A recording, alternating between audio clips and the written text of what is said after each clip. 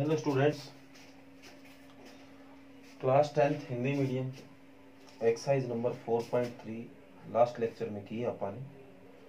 आगे बढ़ते हैं 4.4 पर उससे पहले जो कुछ उदाहरण है बेटा वो मोस्ट इम्पोर्टेंट है और करने भी ज़रूरी है। और मैंने एक बार पहले भी बोला था कि उदाहरण सवाल जो एक्सरसाइज में हम करते हैं प्रश्नावली में उनके बराबर ही इम्पोर्टेंट होते हैं। कई बच्चे उनको नहीं करेंगे तो बेटा नुकसान हो जाएगा। तो उदाहरण भी हमें करने हैं और हम पीछे से करते भी आ रहे हैं। तो कैसे करने हैं मैं आपको बता देता हूँ। उदाहरण नंबर 7, 8 और 9 हम पहले ही कर चुके हैं। जब पहला सवाल किया था पूर्ण वर्ग बनाने की विधि, तब हम कर चुके हैं, पर आपने कॉपी में नहीं किया अभी तक, क्योंकि मैंने उस टाइम बोला था कि उदाहरण आपको पहले एक्सरसाइज कंप्लीट करनी है, उसके बाद उदाहरण करने। तो आज मैं आपको उदाहरण का शेड्यूल बता देता हूँ आपको, क्योंकि एक्सरसाइज आपकी कंप्लीट हो गई है। इसके साथ साथ कैसे आपको वर्क करना है, और आगे जो मैं आज वर्क कराऊंगा वो थोड़ा करूंगा क्योंकि एग्जाम्पल भी आपको काफ़ी करने वाले हैं। तो उदाहरण नंबर 7, 8, 9 तो आप पहले ही कर चुके हैं, जो कि आज आपको नोट करने हैं अपनी कॉपी पे। इसके साथ साथ कुछ उदाहरण मैं और दे रहा हूँ। उदाहरण नंबर 10, 11, 12, 3, 6, बस ये 6 उदाहरण करने हैं। 7, 8, 9, 10, 11, 12 ये 6 उदाहरण आपको आज कॉपी में करने हैं।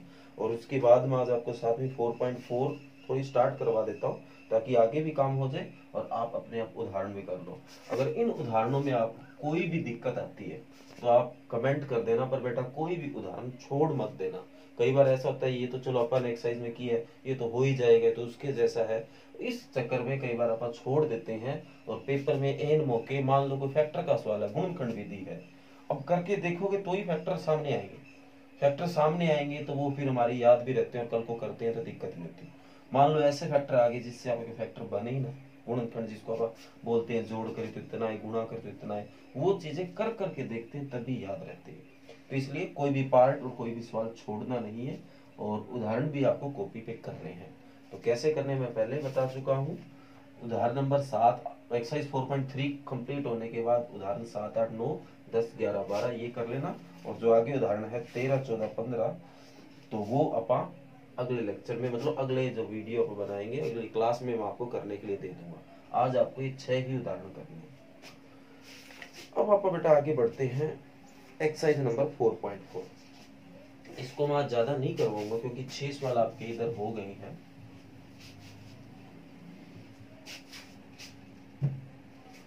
तो पहला ही सवाल कहता है निम्न द्विघात समीकरणों के मूलों की प्रकृति ज्ञात कीजिए, यदि मूलों का अस्तित्व हो तो उन्हें ज्ञात भी कीजिए। मतलब मूल जब ज्ञात करते हैं तो उसकी भी प्रकृति होती है कि मूल कैसे होंगे। अब वो कैसे पता चलेगी कि प्रकृति क्या है, उसका पता लगाने का एक सिंपल सा तरीका है विविध का, जो कि आप कहोगे सर हमें निकालना आता है, जिसको अपन डी से डिनोट करते हैं, और जिसको निकालने का तरीका होता है b² - 4ac। याद है? तो मैं इसके बारे में पहले ही आपसे बात करता रहा था कि जो भी ये d का मान आएगा वो 0 या 0 से बड़ा होना चाहिए। याद आया होगा? तो 0 हो तो क्या उसकी प्रकृति है, 0 से बड़ा हो तो क्या प्रकृति है, और 0 से छोटा अगर माइनस हो तो उसकी क्या प्रकृति है। आज आप उसकी सारी की बात करते हैं। तो जो आप 20 पहली प्रकृति देखिए,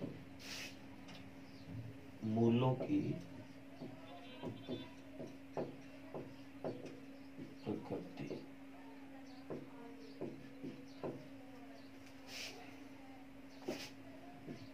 मूलों की प्रकृति तो जो आप ज्ञात करते हैं मूलों में बड़ी मात्रा, जो डी ज्ञात करते हैं आप b² - 4ac।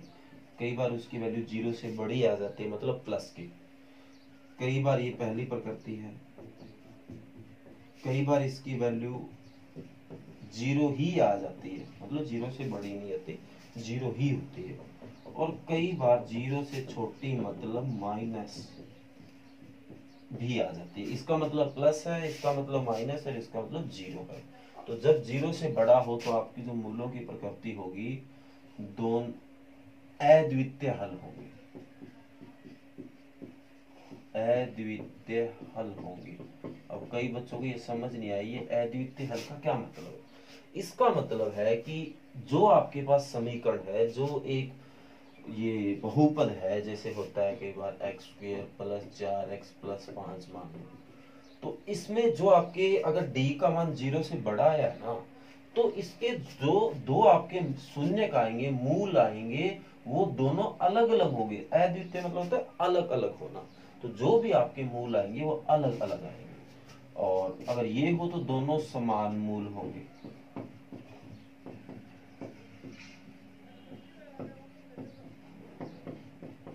जो भी दोनों मूल निकलेंगे समान निकलेंगे, और ये सारे के सारे जो मूल होते हैं ना वो वास्तविक होते हैं।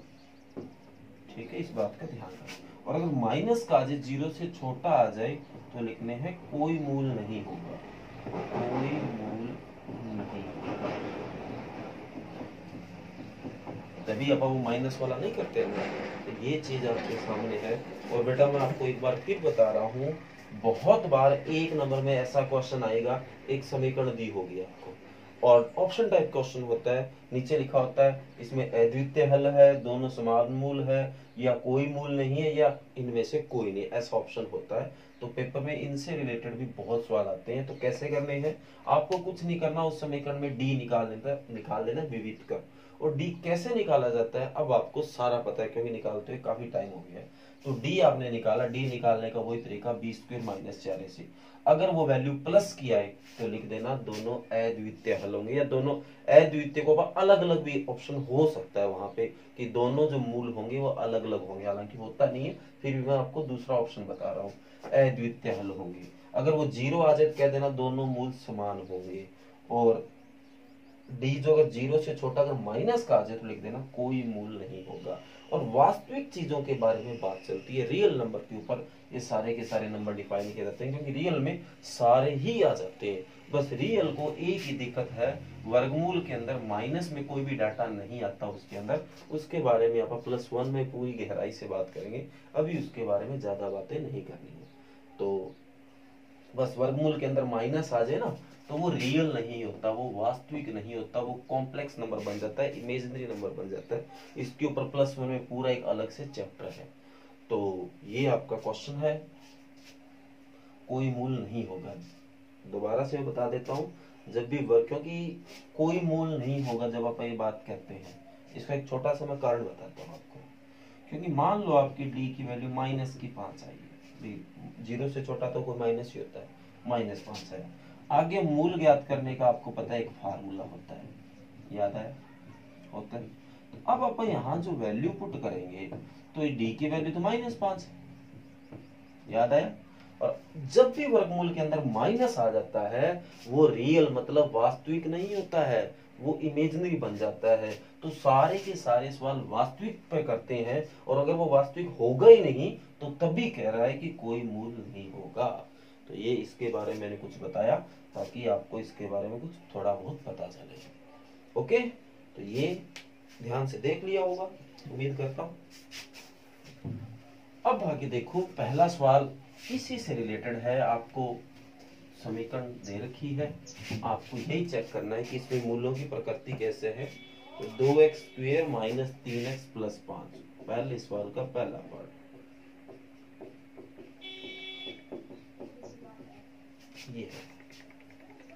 तो a की वैल्यू 2, b की वैल्यू -3, c की वैल्यू 5, d विविध कर निकाला, b² - 4ac। तो b -3 का स्क्वायर, 4a की वैल्यू 2, c की 5, तो -3 का स्क्वायर 9 हो गया, 4 दूनी 8, 8 5 40, तो माइनस का 31, जो कि 0 से छोटा है। और 0 से जब छोटा होता है तो आप क्या कहते हैं, यहाँ कोई वास्तविक मूल नहीं होगा, इतना लिख के छोड़ देना है।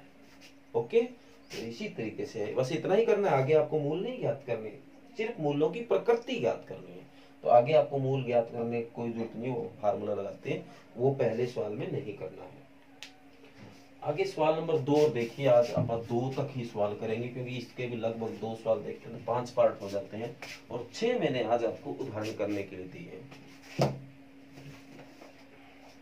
दूसरा सवाल मोस्ट इंपॉर्टेंट है, बस ध्यान से देख लेना।